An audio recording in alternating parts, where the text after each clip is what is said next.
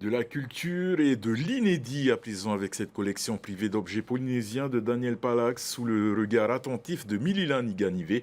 La jeune doctorante en histoire de l'art au British Museum a tenu une conférence au CESEC ce matin. Depuis 2021, la chercheuse s'est penchée avec passion et intérêt sur les archives et sur les 700 objets de cet éventail unique du patrimoine culturel. Thomas Chabrol, Méréthéato. Une conférence pour découvrir à travers une dizaine de taoua fofa tupuna la genèse d'une collection unique d'objets et d'archives peu connues du grand public. Mililani Ganivé a tissé depuis 2021 un lien de confiance avec Daniel Palax, collectionneur passionné depuis les années 70. Cette collection, elle est très importante, évidemment pour tous les taoua fofa, pour le patrimoine culturel qu'elle contient, mais elle est aussi importante parce que par la trajectoire de Daniel Palax, qui est arrivé ici en 1966, qui a travaillé en tant que plongeur à Mauroa, c'est en fait comme une archive des changements en fait, socioculturels des 50 dernières années. Parmi les 700 objets inventoriés de la collection, Mililani a choisi de présenter ce casse-tête, ses lunettes de plongée ou encore ses correspondances et ses photos. Ces pièces de l'histoire polynésienne sont toutes liées à des souvenirs personnels de Daniel Palax ou à des anecdotes. L'enjeu pour la jeune chercheuse et le collectionneur est de transmettre l'histoire de ces taoua fofa tupuna aux prochaines générations.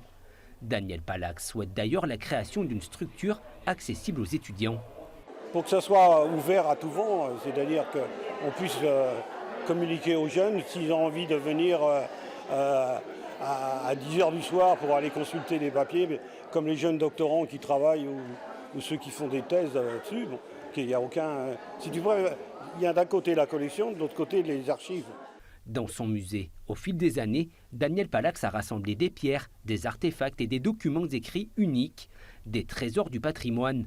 Cette conférence, ce matin, ouvre le débat sur la transmission de cette collection. C'est très important en fait pour la communauté polynésienne de prendre conscience que les objets ont une valeur et surtout de leur potentialité en fait au niveau de la restitution de la mémoire et de l'histoire. Merci à lui d'avoir construit cette collection au fil des années et d'avoir le souhait de la partager en fait avec le plus grand nombre parce que c'est ça qui est important. Structure à part entière, exposition au musée de Tahiti et des îles, l'avenir de cette précieuse collection n'est pas encore écrit. Mais fin mars, des étudiants de l'université auront le privilège de pousser les portes du musée de Daniel Palax et de voyager dans le passé.